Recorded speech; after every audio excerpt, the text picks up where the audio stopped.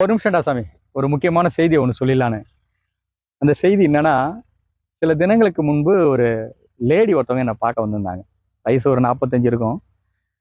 அவங்க ஏன் என்னை பார்க்க வந்திருந்தாங்கன்னா, அவங்க வீட்டுக்காரர் வந்து ரொம்ப குடிக்கிறதாவும், அதனால அவங்க வாழ்க்கையின் விளிம்புக்கே போயிட்டதுனாலும் நிம்மதி இல்லாம தூங்க முடியாம 2 குழந்தைகளை வச்சுன்னு கஷ்டப்படுறேன்னு ரொம்ப புலம்பி அழுதாங்க. அது சம்பந்தமா என்னை பார்க்க வந்திருந்தாங்க. இது வழக்கமா நடக்கிற ஒரு நிகழ்வு தான்னாலும் கூட, அவங்க போன கொஞ்ச நேரத்துல ஒரு ஆண் நபர் வராரு.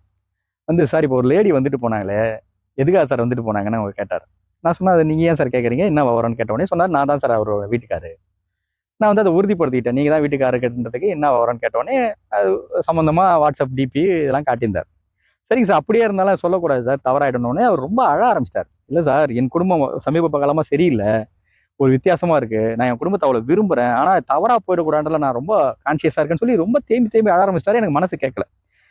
ஸோ அந்த நல்ல விஷயத்துக்காக இதை செயல்படுத்தலான்றதுக்கு என்ன பண்ணிட்டேன் நான், சார் அவங்க என்ன பேசுறான்னு நீங்க தெரிஞ்சுக்கணும் அவ்வளோதானே சொல்லிட்டு என்ன பண்ணிட்டேன், சிசிடிவி என்கிட்ட இருந்தது.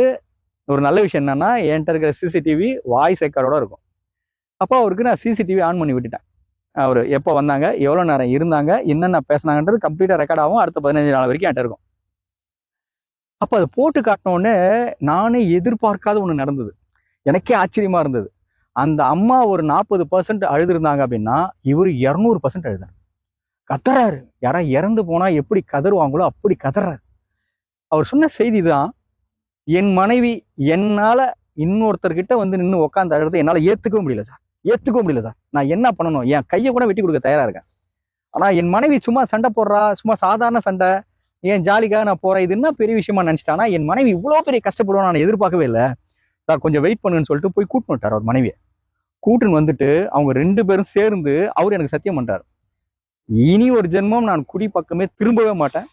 நான் உங்களுக்கு மட்டும் இல்லை சார், என் மனைவிக்கும் சொல்றேன். ஏன்னா என் மனைவி கஷ்டப்படுறத, அது இன்னொருத்தவங்க முன்னாடி பாடுறத நான் விரும்பவே இல்லைன்னு சொல்லிட்டு அவர் சத்தியம் பண்ணிட்டு போனார். அவரோட ஒப்புதலோட தான் இந்த செய்தியை நான் உங்களுக்கு சொல்லிட்டு இருக்கேன்.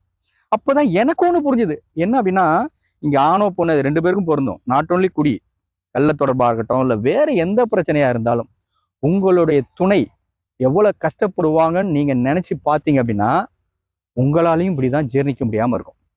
நம்ம அதை பார்க்க நமக்கு வாய்ப்பு கிடைக்கிறது இல்லை. பார்த்தீங்கன்னா இதயம் வெடிச்சிடும். அதனால தவறு பண்றவங்க கொஞ்சம் தயவு பண்ணி விழிப்பாருங்க. உங்க துணையை நோக அடிச்சிடாதீங்க. வாழற வாழ்க்கைக்கு அர்த்தம் இல்லாம வாழ்ந்துடாதீங்க. அது ரொம்ப ரொம்ப ரொம்ப தப்பு. உங்க மனசாட்சியை உங்களை கொன்னிடும். இந்த செய்தி சொல்லணும்னு தோணுச்சு. நன்றி.